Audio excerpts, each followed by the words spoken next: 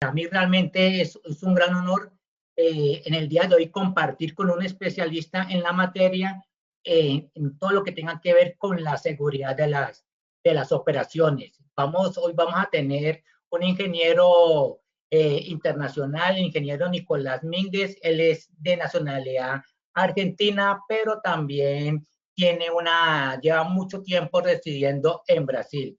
El ingeniero Nicolás Mínguez es un ingeniero especialista en la materia en todo lo que tenga que ver con la seguridad de los procesos, sobre todo enfocado al control de las atmósferas explosivas. El ingeniero Nicolás Mínguez es un ingeniero en telecomunicaciones por la Universidad Nacional de la Plata Argentina, tiene un posgrado en atmósferas explosivas por la Universidad Federal de Río de Janeiro de Brasil, tiene otro posgrado en seguridad laboral por la Universidad Tecnológica Nacional de la Argentina, es auditor líder de los sistemas integrados por Bureau Veritas.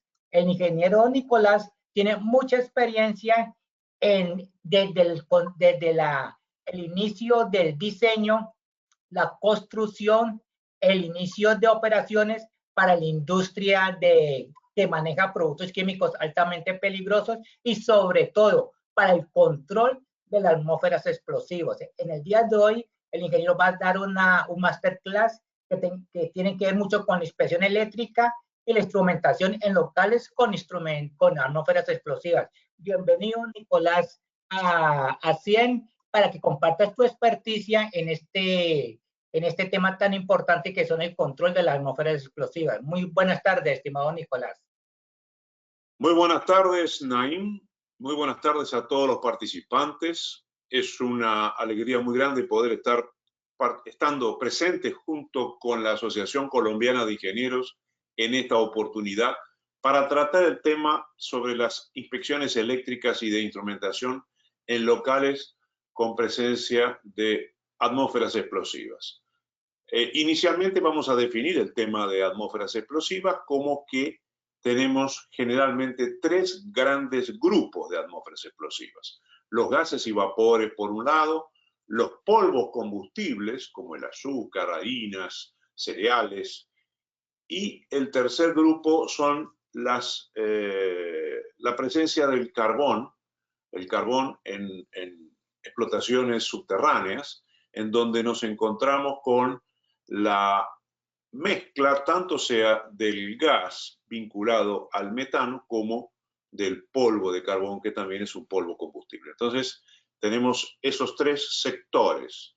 Entre esos tres sectores, la inspección de los productos, de los equipos eléctricos y de instrumentación que allí están instalados son similares. Todos ellos son posibles fuentes de ignición. Entonces, quedo a disposición de que hagan las preguntas a cualquier momento por el chat o por el sector de preguntas específicamente, y en el momento se hace la respuesta sin tener que aguardar hasta el final. ¿Ok? Vamos entonces directamente a lo que nos compete, que es la parte de instalaciones en atmósfera explosiva.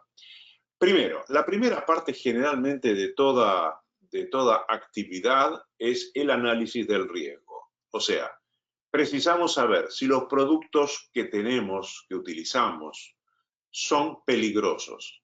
Los productos pueden ser con el peligro propio de gas y vapor o con el peligro propio de polvo combustible o el peligro propio de la actividad de la extracción del carbón.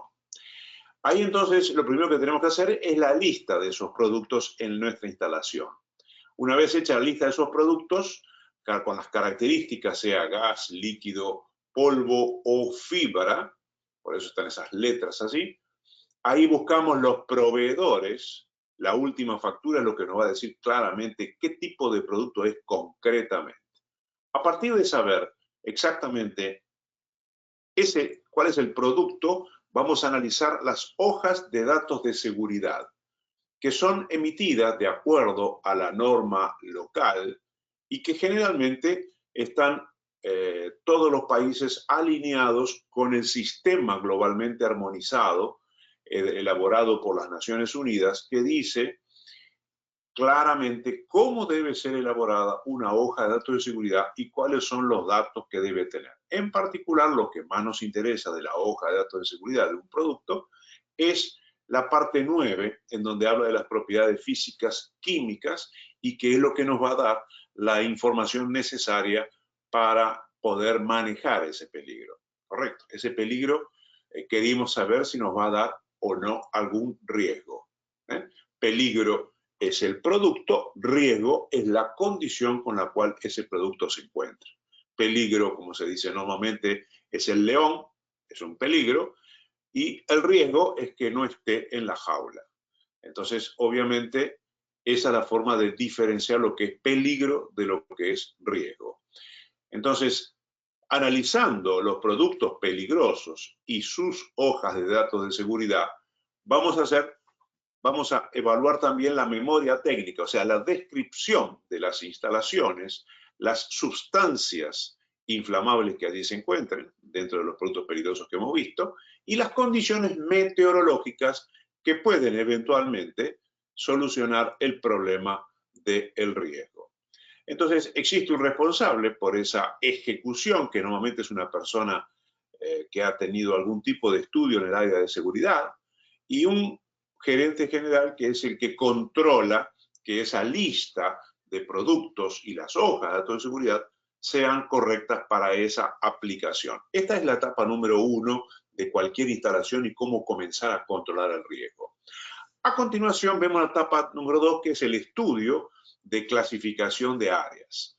En el estudio de clasificación de áreas es cuando hacemos el informe del relevamiento, vemos cuáles son las normas y reglamentos que en este país están vigentes. Hacemos una planilla Excel con los lugares en donde probablemente va a haber fuga de ese material. A veces son las bridas, a veces son los ejes de un motor rotativo, a veces en el periodo de mantenimiento es cuando abro el equipo, ¿correcto? Y entonces realizo fotos de esos locales de fuga para dejar bien definido exactamente cuáles son los puntos de fuga que estoy considerando. Y así hago esa planilla de la lista de fuentes de fuga, donde digo, aquí van a estar todas las fuentes de fuga. Y en los dibujos es recomendado que los planos se les hagan unas grillas, unas rejillas, indicando columnas y líneas, de forma tal de que consiga localizar por esas coordenadas X e Y, consiga localizar exactamente la posición en que se encuentra instalado un determinado equipo al cual consideramos que tendrá una fuga. Después habrá planos en planta y planos en corte en cantidad suficiente como para poder visualizar en la clasificación de áreas todo lo que sea los equipos eléctricos y de instrumentación que puedan ser posibles fuentes de ignición. Generalmente los responsables para la ejecución de esa clasificación de áreas son los propios prevencionistas, la gente de seguridad. Hoy en día la seguridad se ha dividido en seguridad de las personas y seguridad de los procesos, y este tema de clasificación de áreas ha quedado con la seguridad de los procesos. Y obviamente el gerente de seguridad es el que nos va a dar el control sobre la información que fue realizada en ese estudio. Pero todavía no llegamos a lo que queremos ver hoy. A continuación vamos a ver cómo es un plan de acción, hacia dónde vamos yendo y cómo dividimos estas áreas. Primero, precisamos, para hacer una inspección, precisamos saber dónde comienza y dónde termina la inspección. Y por lo tanto, precisamos hacer un inventario de los equipos que vamos a inspeccionar. ¿Sí? Entonces, esto lo llamamos inventario X. Ahí entonces vamos a tener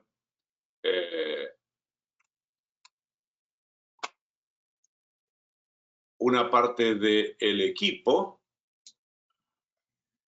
Vamos a... Ok. Una lista de los equipos X. Lo ideal es poder tener también la orden de compra de ese equipo para poder saber en qué fecha aproximadamente ese equipo llegó a nuestra instalación, los requisitos de grado de protección que ese equipo tiene que tener requisitos de grado de protección, significa saber exactamente cómo va a ser el lugar en donde va a ser instalado, si es un lugar húmedo, si es un lugar seco, si es un lugar caliente, si es un lugar frío, para definir los requisitos del Ingress Protection, el IP. Después tenemos que ver los certificados de conformidad, porque todo equipo instalado en la atmósfera explosiva requiere tener un certificado de conformidad. Más tarde lo vamos a explicar con claridad. Y si fuese posible, tener los listados de los cables para saber exactamente cada cable cuál es la identificación y va de dónde hasta dónde. Eso nos va a servir posteriormente para definir claramente también las entradas de los equipos. Después de que tenemos esa información del inventario X, podemos hacer la inspección. Y la inspección, a partir del inventario X, puede ser que sea necesario utilizar los tags de identificación por radiofrecuencia, o puede ser que el tag sea simplemente una etiqueta colocada en el equipo. Cuando yo tengo una cantidad encima de 1000 equipos instalados, me resulta muy difícil hacer una instalación equipo por equipo.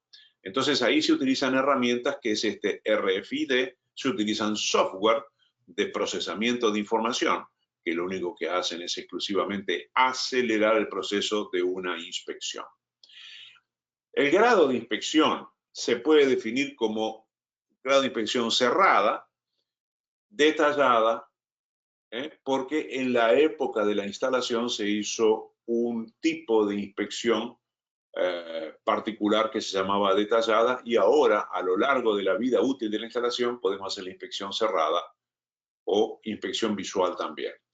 Una vez que hemos hecho la inspección, entonces podemos hacer una lista de no conformidades y clasificar esas no conformidades de acuerdo a la gravedad que pueden llegar a representar para la instalación, y de esa forma considerarlas ya sea críticas, graves, moderadas o livianas. En ese caso ahí hemos puesto 4 niveles de criticidad. Eso pueden ser 4, 3, 5 o los que cada una empresa determine, porque no existe una norma técnica que determine la cantidad de condiciones críticas que vamos a hacer. Y una vez que tenemos la criticidad de esas no conformidades, vamos a hacer un plan de acción para corregirlas.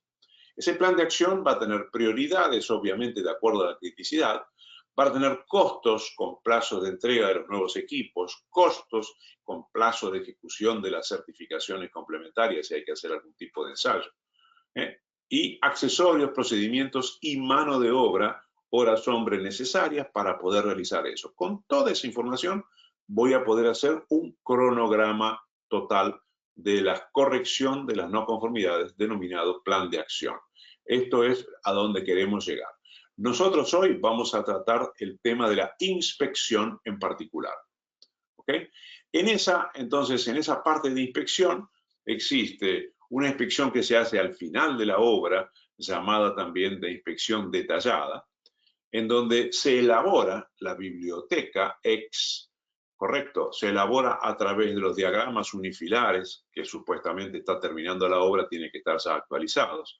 Los PID, los Piping and Instrument Diagram, o también denominados diagramas de flujo de proceso. Las comunicaciones, el diagrama de comunicaciones, que pueden ser a veces los equipos que se utilizan para hacer una comunicación hacia las personas que están en el área. Ejemplo, las bocinas, altavoces, señalizadores visuales. A veces hay teléfonos en las instalaciones. Y después el diagrama de Fire and Gas, que contiene todo lo que son los detectores de humo, detectores de fuego, detectores de productos gaseosos, y que componen exactamente esa parte de Fire and Gas. Los manuales de instalación, operación y mantenimiento, y los certificados de conformidad, que son los documentos que se emiten para garantizar que los equipos serán seguros para ser instalados en los locales clasificados de acuerdo a la clasificación de área. Con eso hacemos la elaboración del inventario X. El inventario X vamos a utilizar los equipos fijos portátiles, los temporarios y los equipos pertenecientes a terceras empresas contratistas. Los fijos, los portátiles son, como ejemplo, las linternas, las radios de comunicación, los medidores de portátiles de gas, explosímetros. Los equipos temporarios que normalmente el sector de mantenimiento eléctrico posee para realizar tareas puntuales, generalmente vinculadas a la iluminación, cuando es necesario una iluminación adicional para realizar un trabajo nocturno. Y los equipos de terceros porque hay que controlar a los contratistas para que ellos no traigan hacia nuestra instalación posibles fuentes de ignición. Además de esos equipos, vamos a verificar el sistema de puesta a tierra, que puede eventualmente una falta de integridad mecánica del sistema de puesta a tierra puede generar una fuente de ignición. El sistema de descargas atmosféricas, o sea, lo conocido como pararrayos y todo lo derivado del pararrayos, y la formación de energía estática como posible fuente de ignición en algunos locales en donde o tenemos condiciones meteorológicas con humedad relativa del aire por debajo del 30%, o estamos utilizando productos que son aislantes, eléctricamente aislantes, y que en movimiento pueden generar una carga estática ante una pieza que no esté correctamente puesta a tierra. Posteriormente, obviamente, en esa inspección inicial, en el momento de que va a ser el startup de la planta, ahí es necesario el atendimiento a la planilla de no conformidades, correcto, tanto sea de los tres aspectos que vamos a considerar. Los equipos, por un lado, que estén de acuerdo a la clasificación de área y a la operación, de la instalación, porque eso no está vinculado al equipo en sí, sino que es propio del instalador, y de las condiciones ambientales donde se encuentra instalado, que es generalmente con respecto a la humedad, a la vibración y todos los factores que pueden llegar a influenciar en un buen desempeño del equipo a lo largo del tiempo. Entonces, esa parte de la inspección, el responsable de la ejecución es una persona técnica y el control es el gerente de construcción, que es la persona responsable de esa etapa de la obra. Y después vienen las inspecciones periódicas, inspecciones que generalmente son del tipo visual o cerrada, en donde también tenemos periódicamente la inspección de todos los equipos que son parte del inventario X, que ya dijimos que estaba compuesto por los fijos, los portátiles, los temporarios, los de terceros. Es una lista, una planilla Excel. Esa planilla Excel se va a realizar una única vez al momento de la instalación, al momento de la construcción o de una reforma de una parte de una instalación, y se va a mantener durante toda la vida útil de su instalación. Por lo tanto, esa lista es esencial porque nos va a decir exactamente cuál es el principio y el final de la inspección, cuál es el alcance de esta inspección. Y en esa planilla Excel, entonces, cuando reemplazamos un equipo, vemos que es simplemente cambiar el nombre del fabricante, el modelo o lo que sea, y continuar con esa línea, con ese tag, porque los equipos cuando se reemplazan mantienen su identificación. ¿Ok? No sé, hasta el momento no hay ninguna pregunta o yo no la veo. Posiblemente no la vea. Bien. Cualquier cosa me avisas. Entonces, la verificación del sistema de puesta a tierra, el sistema de cargas atmosféricas, la formación de energía estática, eso también periódicamente se va verificando. El atendimiento a las no conformidades, las no conformidades. Las no conformidades se hace una lista con descripción y localización de las no conformidades y evidencias fotográficas para poder exactamente dejar registrado cuáles son las no conformidades. En este caso, la ejecución es hecha por una persona técnica y el control es hecho por el propio gerente de mantenimiento de la planta, quien recibió por parte del gerente de obra la obra funcionando en correctas condiciones y deberán así mantenerla a lo largo de toda su vida útil. En la certificación del equipo, los certificados de conformidad son certificados emitidos por organismos de certificación internacional, en donde se precisa identificar claramente dónde fue certificado, cuál fue el organismo de certificación, cuál es el número del certificado, porque tiene algunos sufijos importantes que nos van a dar algunas informaciones importantes, el tipo de conformidad, de acuerdo a qué norma, y si tuviera fecha de validad, conocerla también. ¿Qué tipo de certificado existe? Existen certificados de tipo, que son certificados de una línea de fabricación, de una continuidad a lo largo del tiempo, en donde inicialmente se hace un ensayo en un prototipo y después el organismo que se va a hacer responsable por la seguridad de ese equipo va a verificar la repetitividad del fabricante, a ver si el fabricante es capaz de hacer todos los equipos de esa línea de fabricación idénticos a los prototipos que fueron en su momento ensayados. Así siendo, entonces, el organismo de certificación considera que puede hacerse responsable por la seguridad de todos los equipos. Periódicamente realiza un control sobre el sistema, básicamente, de control de calidad del fabricante para poder continuar haciéndose responsable de su línea de fabricación. Esta periodicidad depende de cada país y depende de cada organismo, pero generalmente los organismos americanos hacen un control cada 3 meses en los fabricantes. Hay otros organismos internacionales que lo hacen cada 18 meses. En fin, cada procedimiento es de acuerdo al tipo de certificado.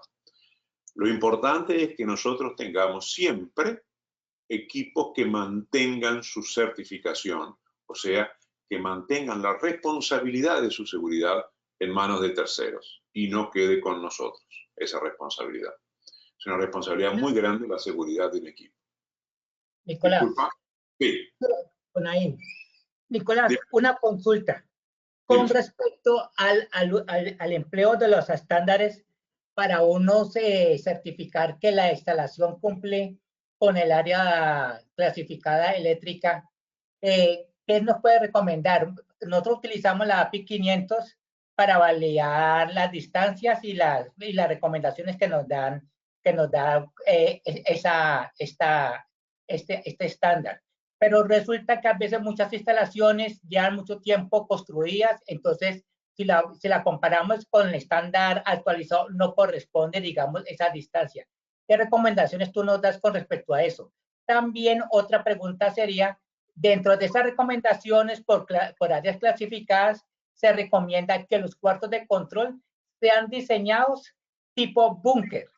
Entonces, la pregunta que te hago, ¿qué experiencias tú tienes con respecto al diseño de estos cuartos de control que tienen que ser tipo búnker en tu experiencia? ¿Qué recomendaciones dan? Porque hay muchas instalaciones que los cuartos de control donde está el sistema de control no está diseñado con base a esta recomendación. Bien, perfecto, Naim.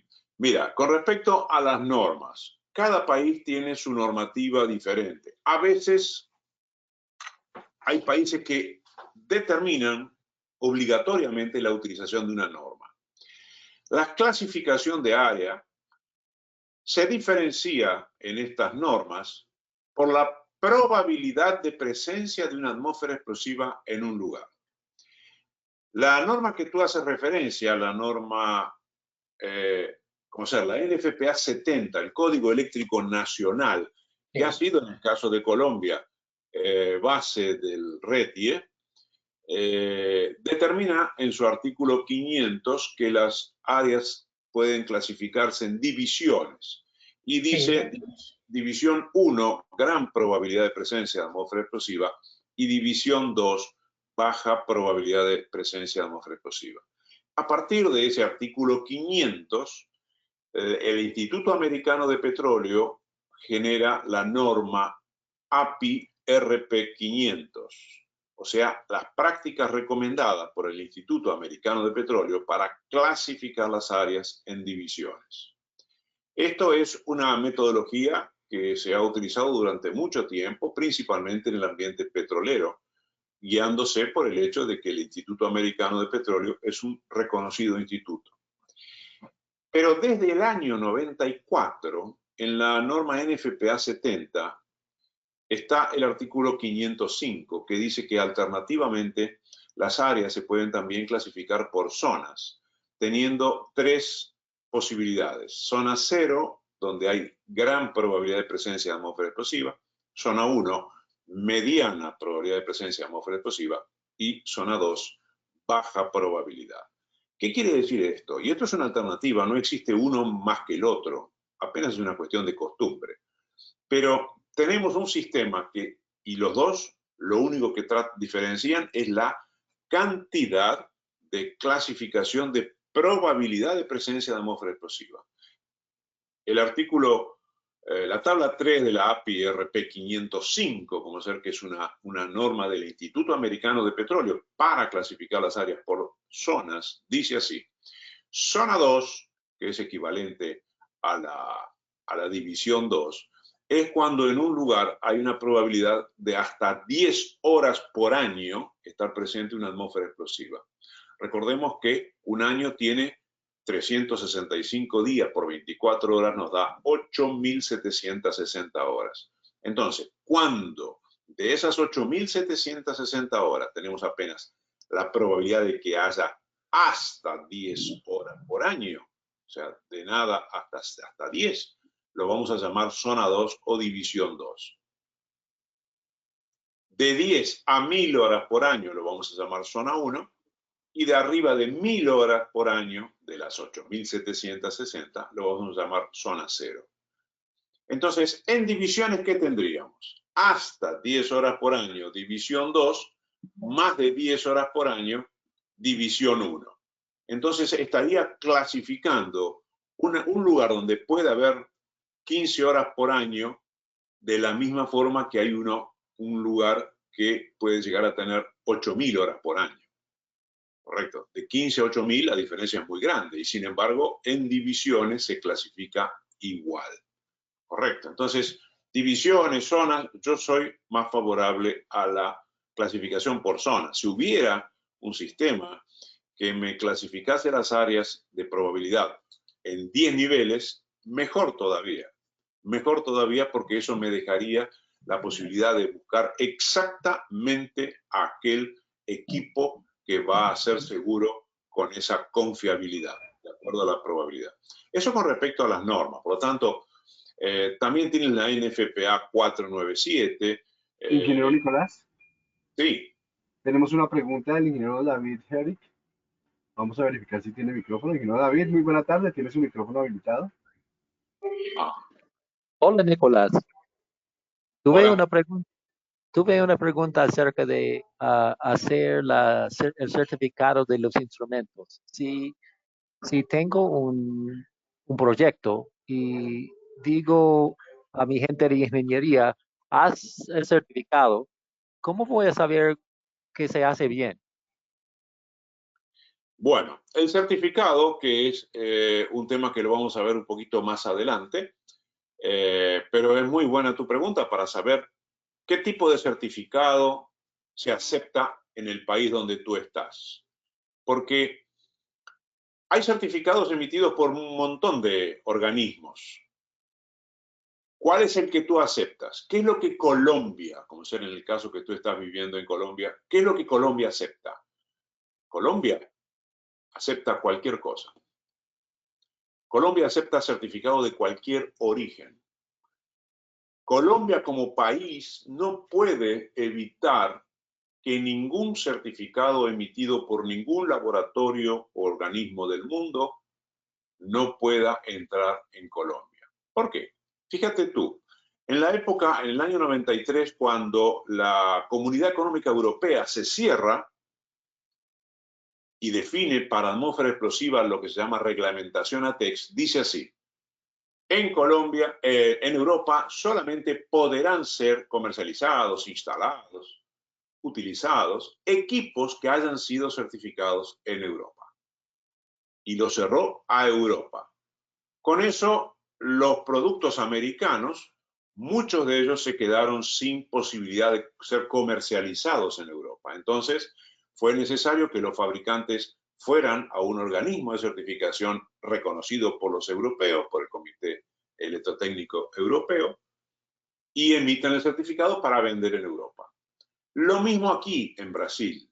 Brasil también se cerró y dijo, si tú quieres vender algún equipo para atmósfera explosiva en Brasil, deberá estar certificado en Brasil. Y se acabó.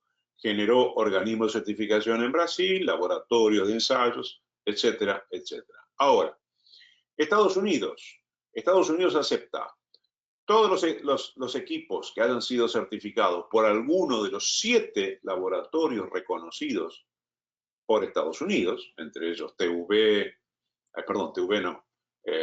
UL, FM, Intertek, CSA, la Canadian Standard Association, son 7 organismos reconocidos por el gobierno americano y los emitidos por algún organismo reconocido por las normas internacionales de la IEC. Esa es la política de Estados Unidos. Ahora, si tú te pregunto, David, tú tienes un equipo certificado en Estados Unidos, ¿lo aceptas en Colombia? Sí, claro, por supuesto. Bien. Tienes un certificado emitido por un laboratorio de Alemania, el PTB de Alemania. Sí, por supuesto, es un organismo que tiene credibilidad. Bien, tengo un certificado emitido por un laboratorio de Hungría. Es Europa, pero no es la misma Europa. Y si es certificado por un organismo de Corea o de Australia o de Rusia, y ahí comienzas a dudar si lo acepto o no lo acepto. Pero Colombia, como país, no puede emitir un documento que diga no, solamente voy a aceptar este y este. Porque eso generaría un problema diplomático. Y entonces Colombia no toma posición con respecto a lo que se permite comercializar en el territorio colombiano. Y entonces puede entrar cualquier tipo de equipo certificado por cualquier tipo de organismo internacional. Ahora, una empresa privada, como ser la Shell en Colombia, puede definir tranquilamente, yo acepto esto sí y aquello no. Pero es una empresa privada. No lo puede hacer Ecopetrol, porque es una empresa del Estado. Entonces estaría generando un conflicto diplomático. No sé si, David, te quedó más o menos claro. Claro, gracias. Muchas gracias. Perfecto. Tenemos otra pregunta. Qué pena, discúlpeme, ingeniero Nicolás. Con Sí. el ingeniero Misael Quintero. Ingeniero Nicolás, muy buena tarde. ¿Le podemos dar clic al icono del micrófono en la parte superior derecha de su pantalla? ¿Correcto? Sí. Adelante, ingeniero Nicolás, le escuchamos. Ajá. Bueno, perfecto. Entonces, con respecto a lo que Naín me había preguntado sobre cuartos de control, búnker, que él llama, lo que se utiliza es lo siguiente, se utiliza una técnica en los cuartos de control, cuartos de operación, que se denomina presurizada. Y para eso, para hacer un equipo, cualquier equipo, Naín, que vaya a ser instalado en atmósfera explosiva, precisa soportar diferentes ensayos de impacto y de choque térmico. O sea, tiene que tener una cierta estructura mecánica como para poder permanecer seguro a lo largo del tiempo, a pesar de impactos que pueda recibir, golpes de una cañería o de otros movimientos diferentes. En particular, las salas de control no precisan ser específicamente un búnker, apenas precisan ser fuertes como para soportar en todos los lugares impacto de 7 joules. Esa es la cantidad de energía que debe soportar. 7 joules representa más o menos el impacto de una pieza de 700 gramos colocada a 1 metro de altura y lanzada en la vertical. Correcto, 7 joules. Entonces, ¿a qué lleva eso? Eso lleva a que, primero, los vidrios de una sala de control no puedan ser abiertos, tienen que ser cerrados para mantener la presión diferencial. Segundo, los vidrios no pueden ser los vidrios comunes de 3 milímetros de grosura, deberán ser posiblemente de 8 milímetros, 9 milímetros, 10 milímetros, dependiendo de la constitución del vidrio, a los efectos de soportar ese impacto de 7 joules. Eso, cuando los vidrios así son tan gruesos y es cerrado, y además en la puerta de entrada de la sala de control generar aquella situación de dos puertas, aquella trampa de aire, para que cuando se abre una puerta no se caiga la presión diferencial y entonces la persona entre a un lugar, después cierra esa puerta y cuando abre la otra, ahí es que tiene acceso a la sala de control. Pero por eso se le llama normalmente, algunos dicen, no, tiene que ser un búnker, pero en ningún lugar está definido qué búnker es ese. Búnker de espesura, de pared, de techo, lo que sea. No, lo que pasa es que los vidrios tienen que ser generalmente gruesos para soportar el impacto de 7 joules y por eso es que en general le llaman de búnker, pero no es nada parecido a un búnker. ¿Ok? Entonces, este es el tipo de certificado de tipo, certificado de línea de fabricación que un fabricante tiene que exponer. Después existen certificados de un lote cuando yo solamente quiero certificar una pequeña cantidad de productos, correcto, apenas. Entonces ensayo las muestras y los identifico a esa serie de productos, porque son equipos especiales que se fabrican para una aplicación específica. Y después están lo que se llama certificado de conjunto. Los certificados de conjunto son los SKID, correcto.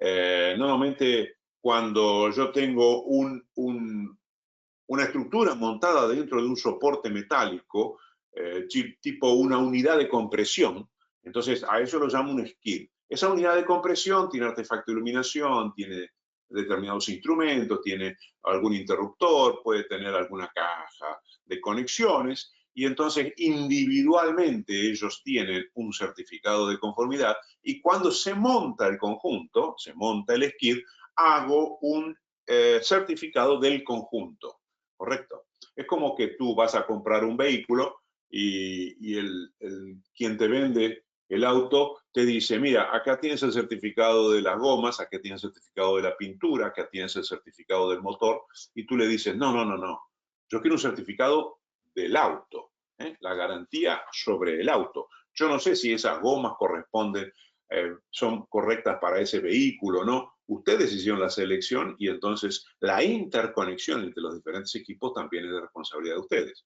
Yo quiero que simplemente esto para mí sea una caja denominado SKID o conjunto, y yo compré un conjunto, yo no compré piezas individuales. Entonces, dame un único certificado del conjunto. Sí. Ingeniero, tenemos una pregunta nuevamente del ingeniero Misael Quintero. Ingeniero Misael, tiene su micrófono habilitado. Hola, Misael. Nicolás, muy buenas tardes. Muy buenas tardes.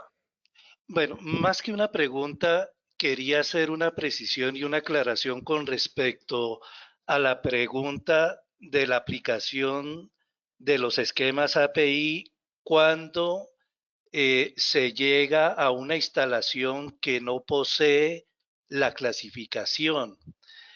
En Colombia, el RETIE tiene establecido claramente que toda instalación eléctrica que tenga presencia de materiales combustibles, gases, vapores, polvos o fibras combustibles, desde los planos de diseño deben tener la clasificación de las áreas establecida desde los planos y debe ser verificada tan pronto se ponga en funcionamiento la instalación.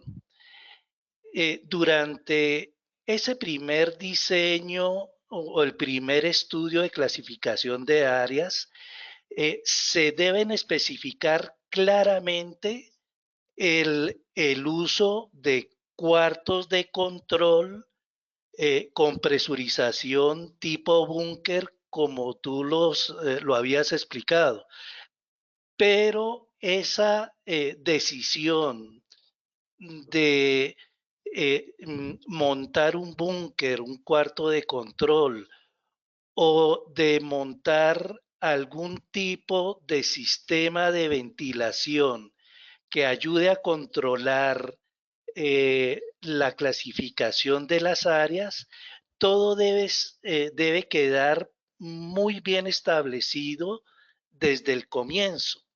Entonces, cuando se hace una inspección, lo primero que hay que hacer es, tú lo explicabas muy bien, Nicolás, en la primera parte, es en la verificación y en el inventario de los planos y de los diagramas unifilares, y dentro de esa información deben estar claramente especificada la clasificación con la especificación eléctrica de los equipos y de la instalación.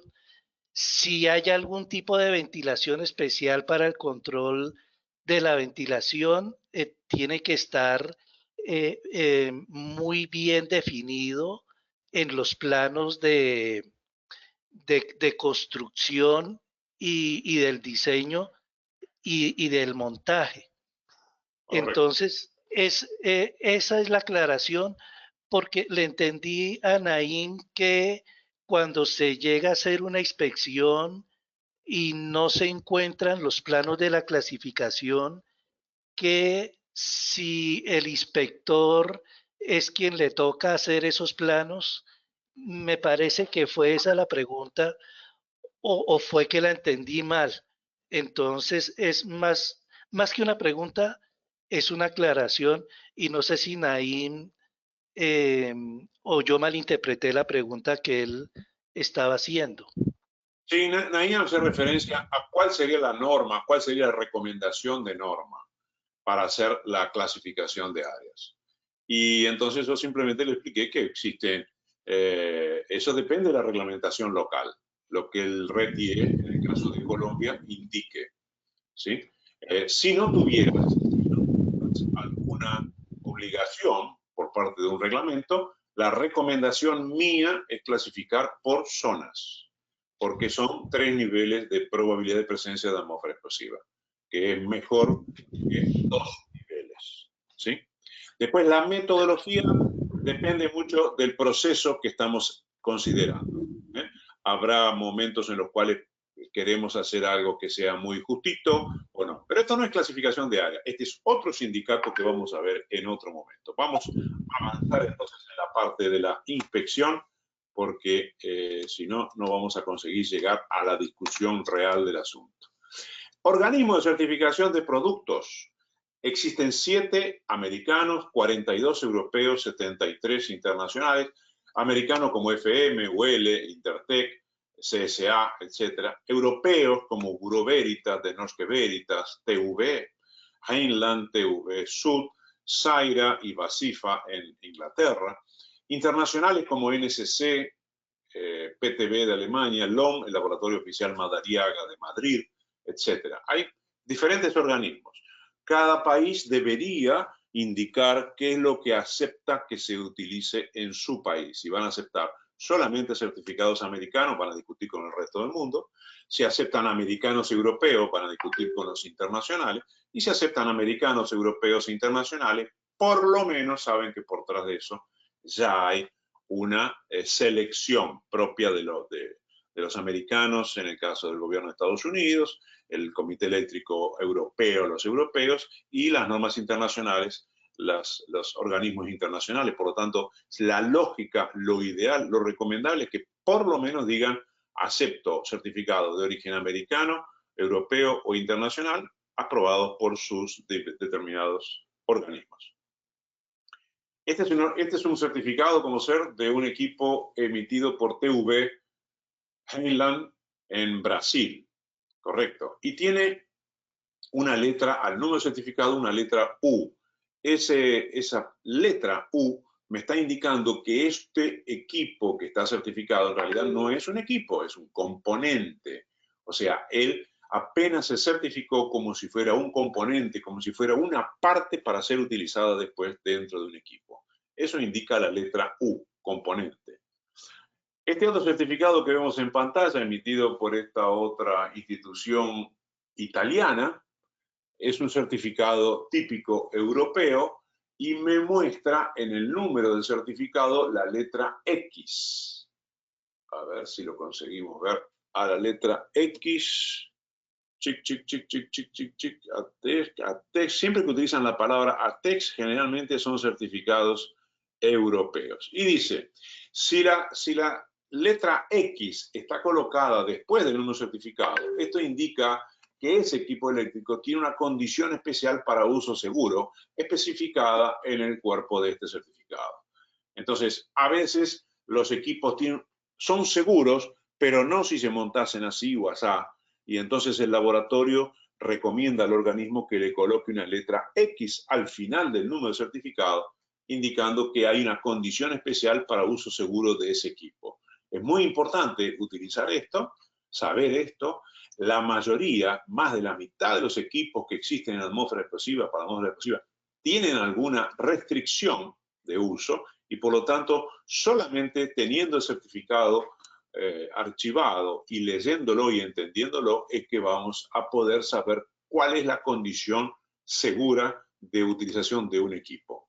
Este es un certificado internacional de las normas IEC, también termina con una letra U y por lo tanto quiere decir que esto es apenas un componente de la Appleton hecha en Francia, correcto, es un envolvente para interruptores y por lo tanto es apenas vacía, por eso es que en su marcación no aparece ningún tipo de grado de clase de temperatura. Este es uno del Bureau Veritas, emitido en Francia, también su número certificado, como ven aquí, LCIE 09 ATEX 3004X, termina con letra X, por lo tanto, tiene alguna condición especial para uso seguro. Y aquí, en el punto 17 del certificado, nos dice la condición especial para uso seguro es que algunas juntas, que son específicamente, están establecidas por la norma EN, European Norm 691, tabla 1 y 2. Correcto. Y estos gaps, estas aberturas, intersticios, son definidas por el fabricante de acuerdo a la guía de montaje número tal. Entonces, es alguna condición que uno tiene que respetar a lo largo de la vida útil. En la marcación del equipo, el equipo generalmente tiene una parte que es la marcación, que dice cuál es el tipo de protección que se utiliza, cuáles son las características del gas que soporta, gas, vapor o polvo, cuál es la temperatura de operación, clase de temperatura, cuál es la confiabilidad, EPL. Este tema de la confiabilidad, que significa Equipment Protection Level, nivel de protección de un equipo, es un quesito, es un tema que ha comenzado en Europa en el año 93. No, 2008, perdón. Año 2008 comenzó en Europa, ya hace 14 años. En Estados Unidos apareció en la última revisión de la norma NFPA 70, año 2020, ya aparece este parámetro que se llama EPL, Equipment Protection Level.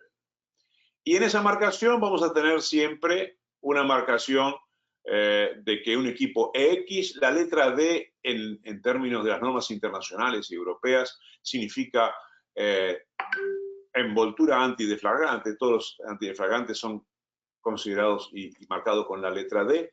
Si hay un IA entre corchetes, significa que es un material asociado del sistema de seguridad intrínseca. Si aparece el 2 es porque pertenece a gases y vapores, ¿sí? Y si la letra C son dentro de los gases y vapores los más peligrosos como el hidrógeno y el acetileno.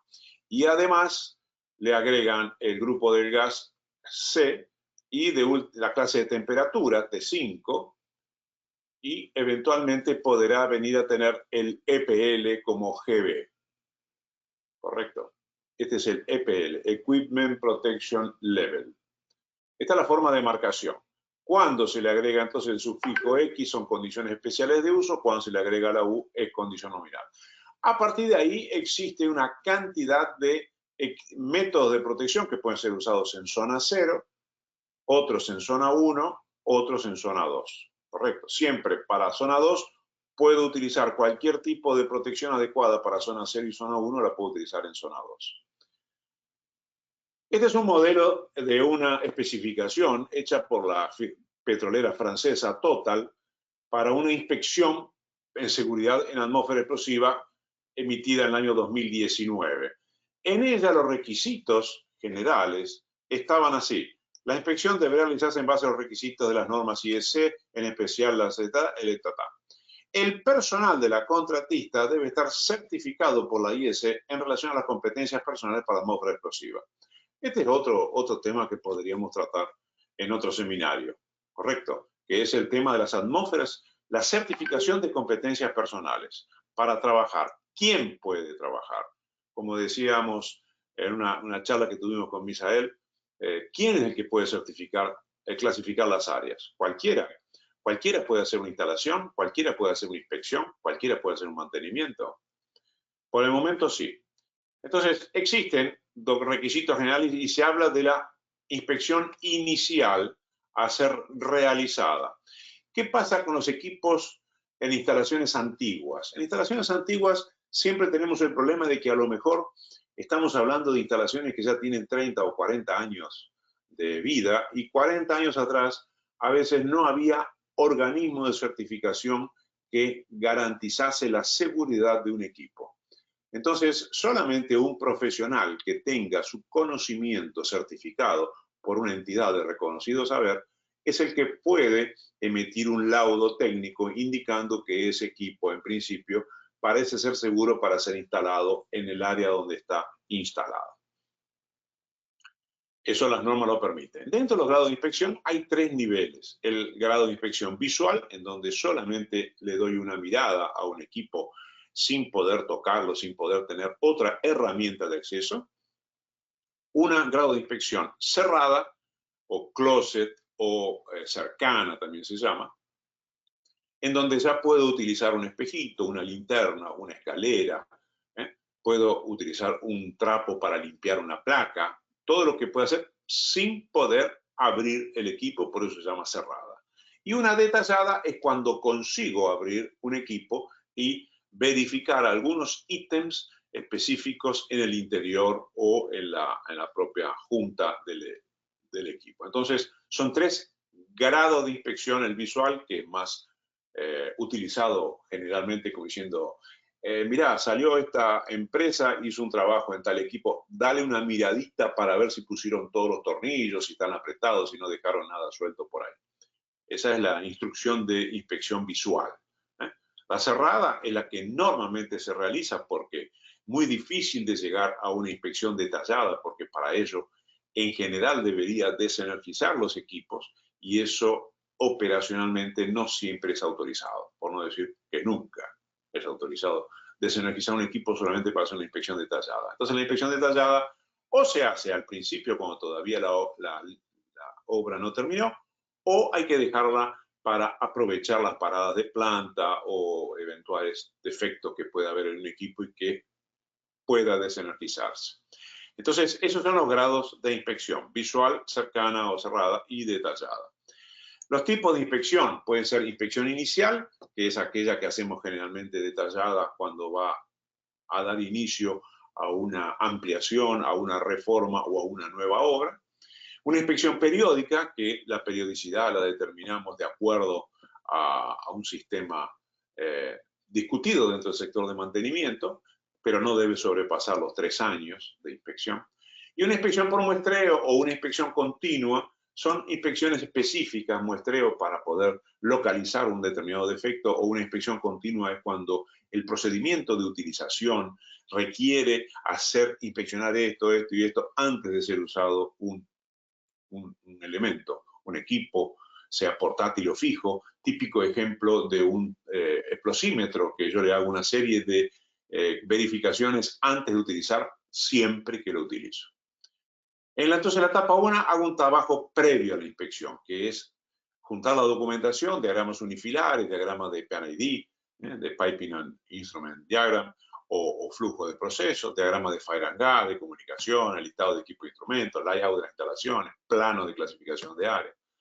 Todo eso lo necesito tener para poder hacer la inspección. Discutiremos, no vamos a discutir si la clasificación de área está bien hecha o está mal hecha, porque no es el tema que estamos discutiendo en este punto. Estamos viendo la inspección. Entonces, lo que tiene que haber es una clasificación de áreas. Hace 3 semanas estuve en una inspección en la ciudad de Guadalajara, en la ciudad de Tequila, en donde directamente el cliente había puesto acá toda esta parte división 1 y toda aquella parte división 2. Esta es la clasificación de área mía. Bueno, es un criterio particular de él y en base a eso haremos la inspección. Y así fue hecho. Entonces se evalúa la documentación y comienza a hacer el inventario X. Y se colocan todos estos ítems en el inventario haciendo una planilla como si fuera esta. Esta como ser, es una planilla. Tipo, motor eléctrico, el tag, la función, bomba ordinaria, localización física. Esta localización física es para los efectos de poder decir dónde está situado. Entonces, X, Y y Z son las 3 parámetros que se utilizan para... Yo agarré el plano en planta, lo dividí en columnas, ¿correcto? Que son las Y, en las X y en Z en la altura. Entonces, cuando llego al equipo, digo, ¿dónde está el situado? Ah, está situado en X1, Y11, Z0, o sea, a nivel del piso. O Z2.4, 2.4 metros. Esto es importante para posteriormente localizar el equipo para saber de quién estamos hablando. Después hay una segunda parte donde levanto el nombre del fabricante del equipo, el modelo, si tiene o no certificado, si lo tengo al certificado disponible, cuál es la clasificación de área en donde ese equipo se encuentra instalado y cuál es la marcación que él tiene. Entonces, esos datos los voy levantando directamente de la placa de marcación del equipo. Y después voy a tener una tercera parte en donde le hago el levantamiento, que esto debería haber sido hecho directamente en el momento en que la instalación va a ser energizada.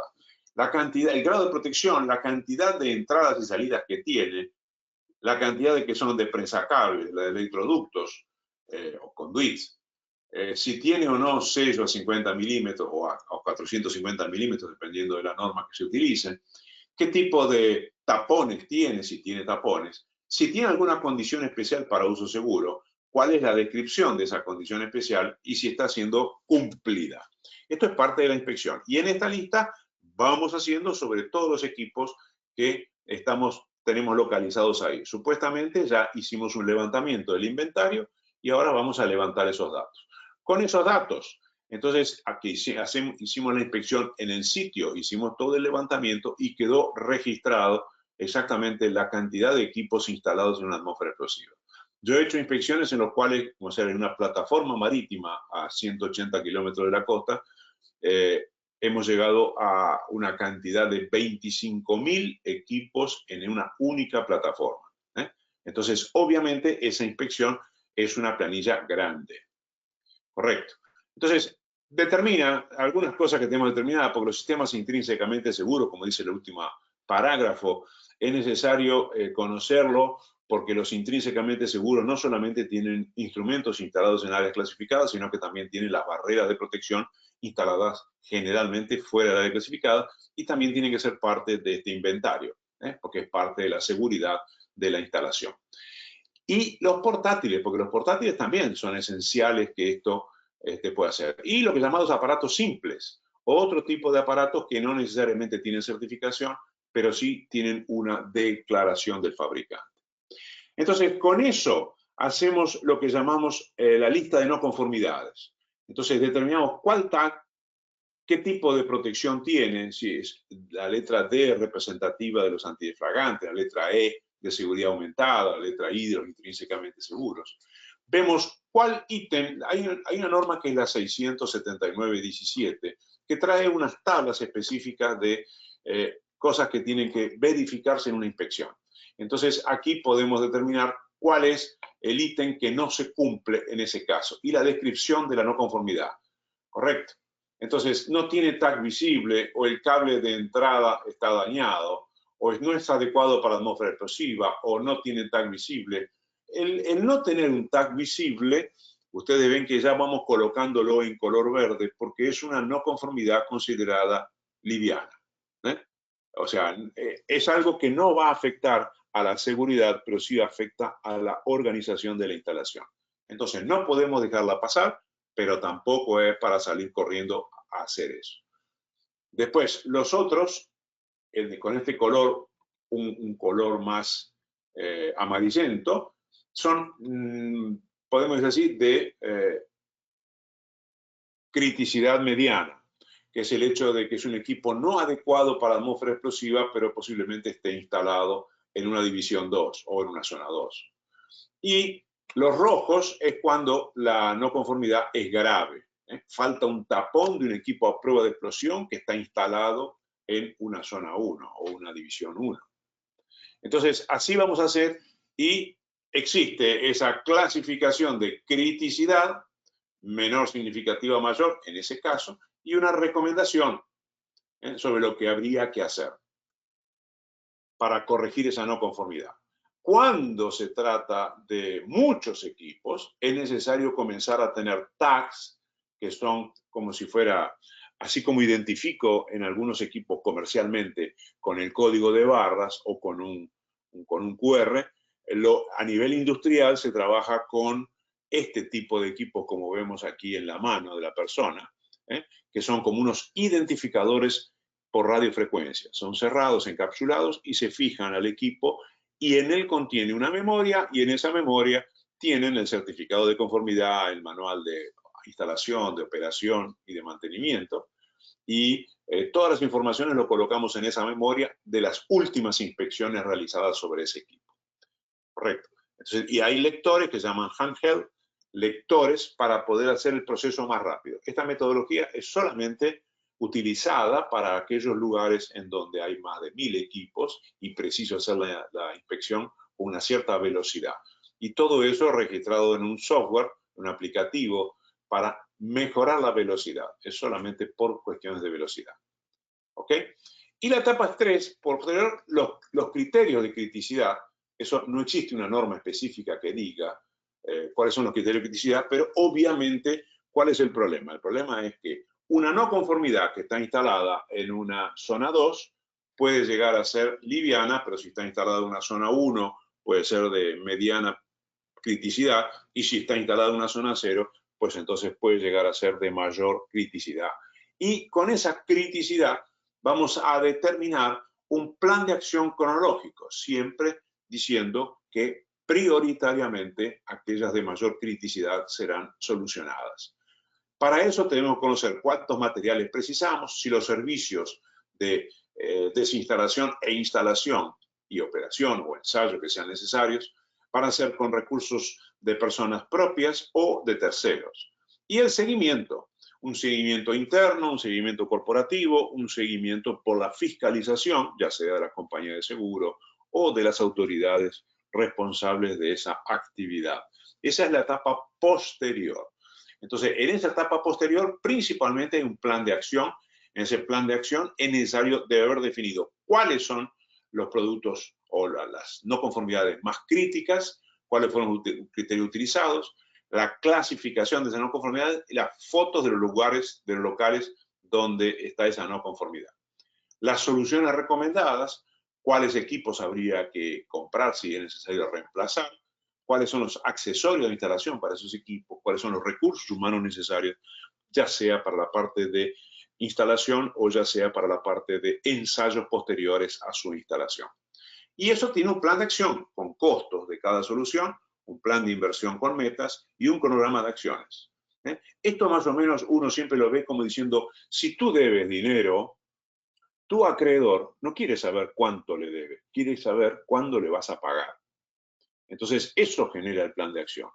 Y si tú te debes 100.000 pesos y tú ganas 5.000 pesos por mes, no puedes hacer un plan de acción que le vas a pagar en 2 meses, porque eso no es creíble, ¿correcto? O sea que tiene todo que tener sentido. El plan de acción tiene que ser algo posible de ser ejecutado, lógico, que podrá ser acelerado o desacelerado dependiendo de la condición económica del momento y de los recursos que la empresa disponga, pero que tiene que ser algo lógico para que todos los actores, sean los ejecutantes, sean los controladores o sean los fiscalizadores, puedan seguir ese plan de acción a los efectos de poder corregir las no conformidades. Y lo que siempre se dice, si tú debes dinero, lo primero que tienes que hacer es dejar de endeudarte, o sea, no aumentar la deuda, o sea, capacitar al sector de mantenimiento de tu empresa para que no cometa más no conformidades,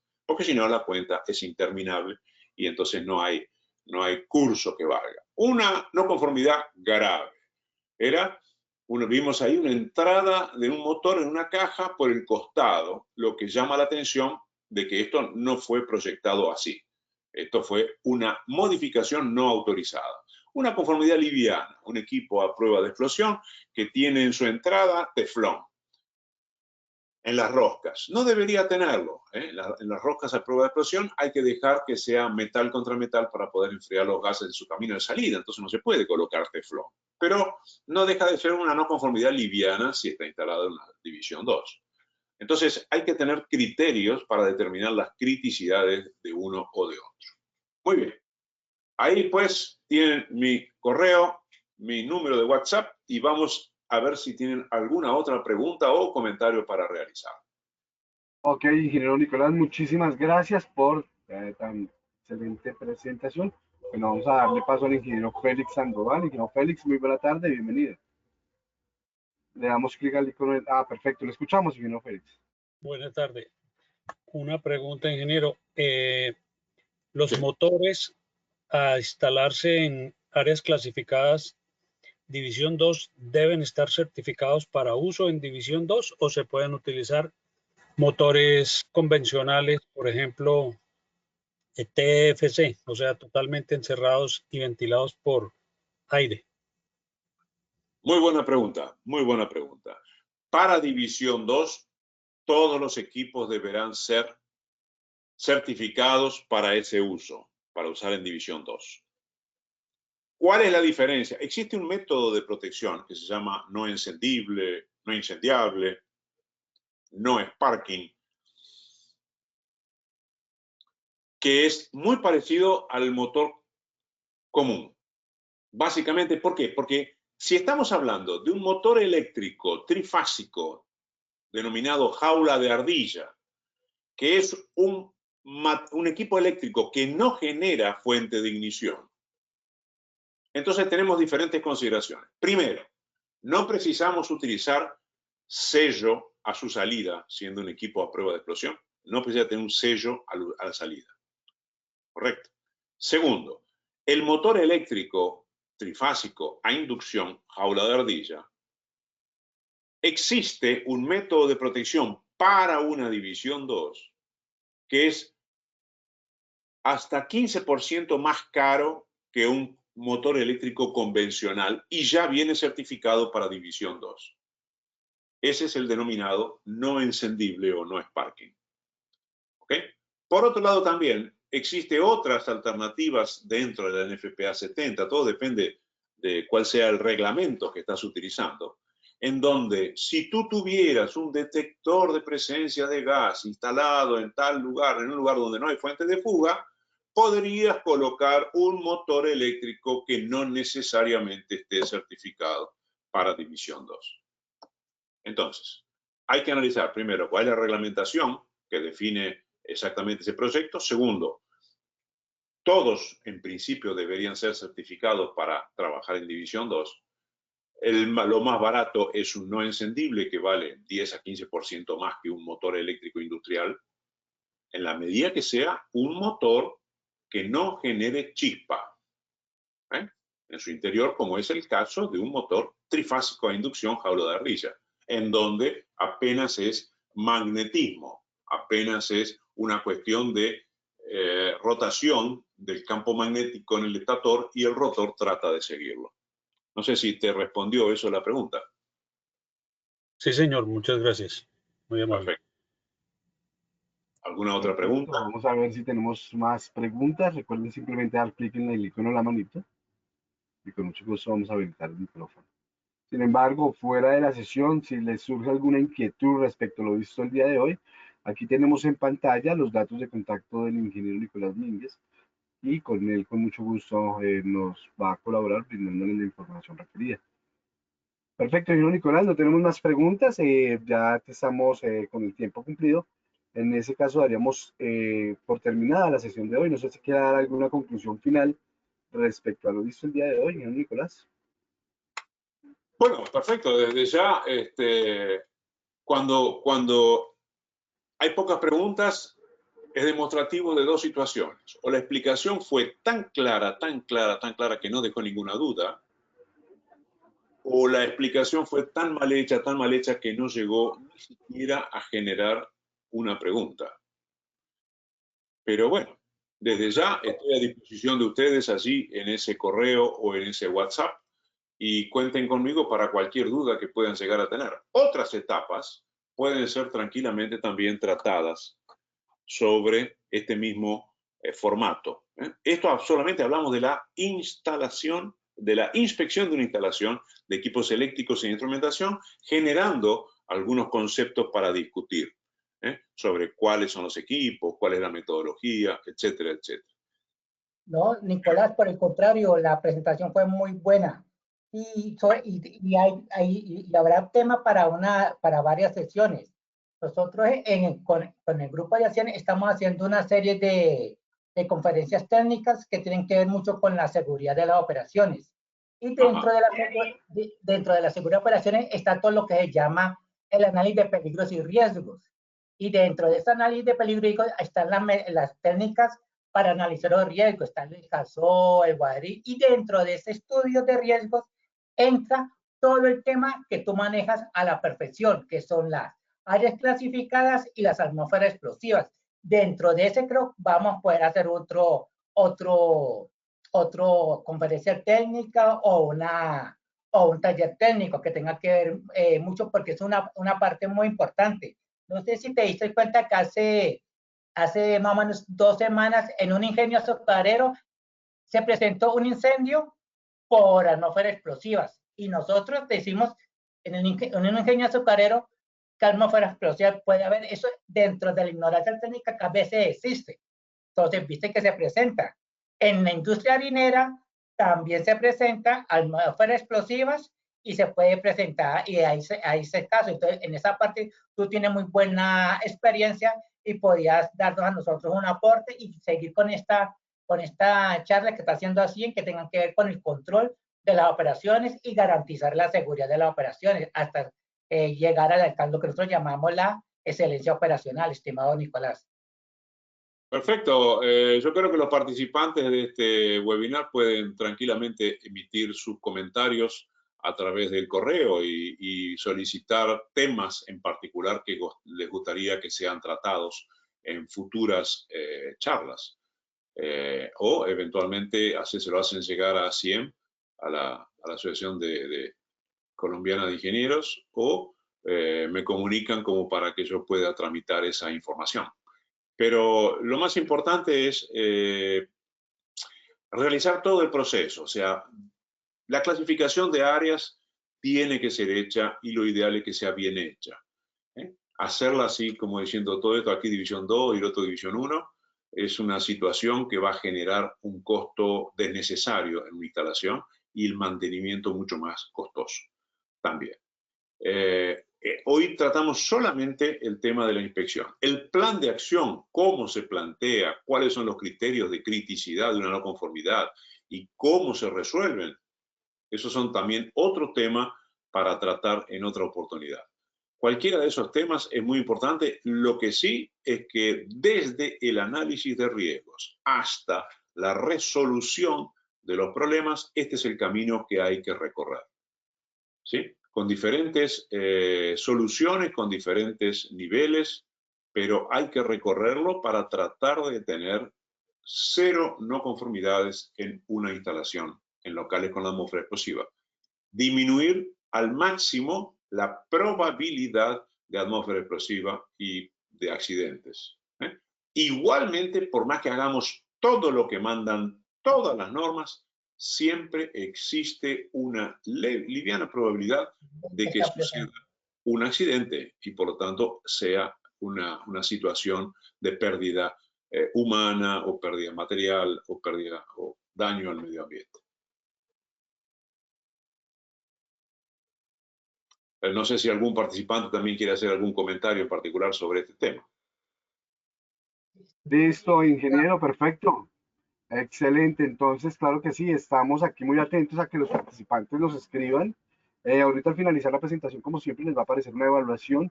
Ustedes al finalizar pueden enviarnos algún mensaje, algún comentario de qué temas ustedes desean encontrar en nuestras presentaciones diarias, pues para que en verdad sea más nutrido esta clase de temas que estamos trayendo para ustedes, ingenieros.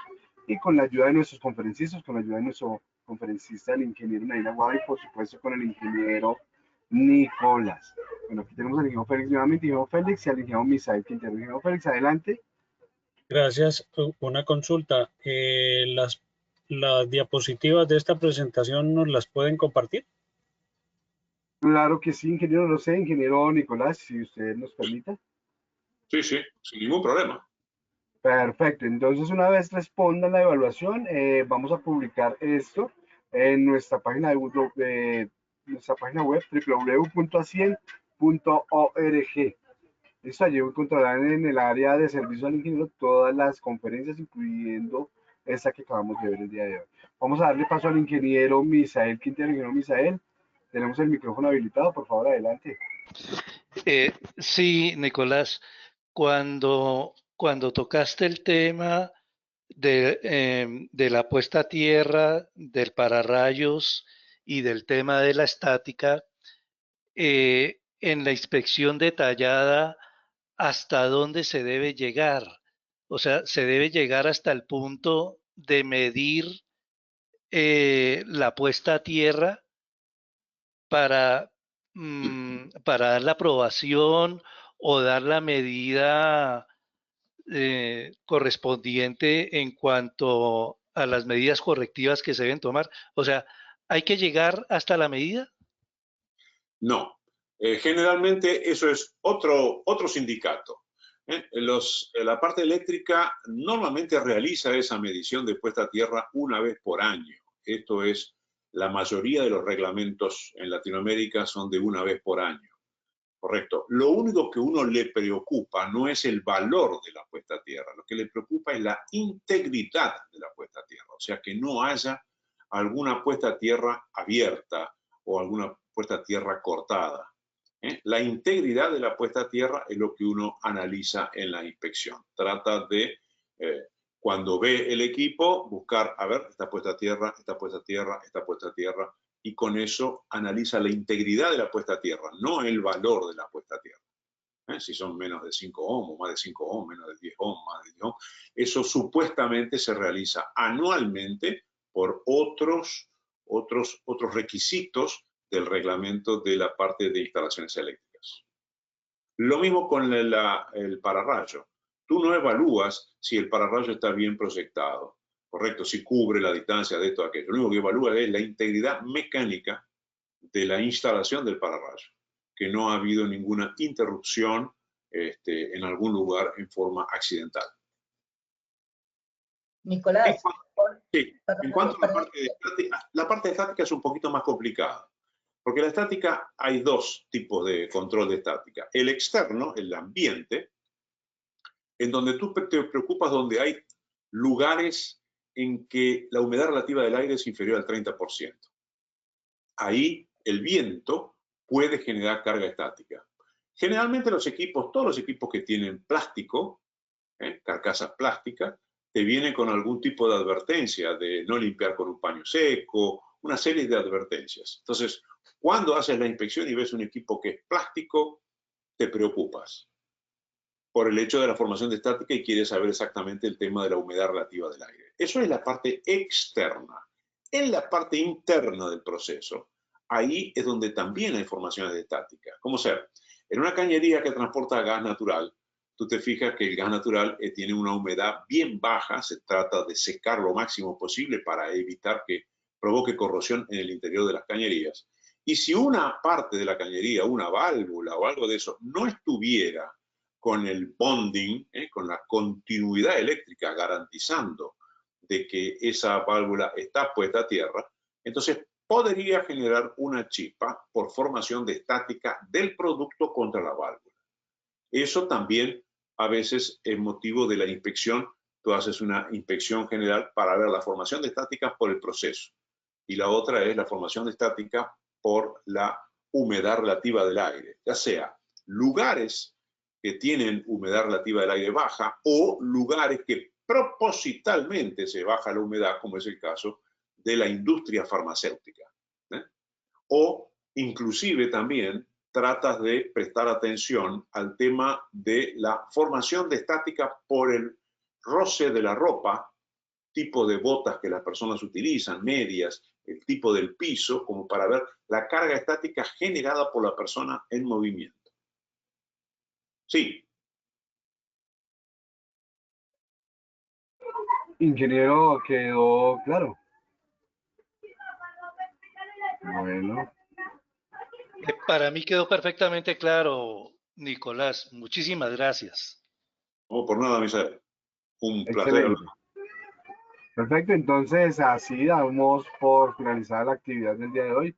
Ingeniero Nicolás Mínguez, excelente presentación. Muchas gracias por traernos su conocimiento y divulgarlo aquí con este grupo de profesionales. Y ustedes, señores asistentes, para una próxima oportunidad del día de mañana, recuerden ingresar a www.acien.org y participar en nuestras actividades.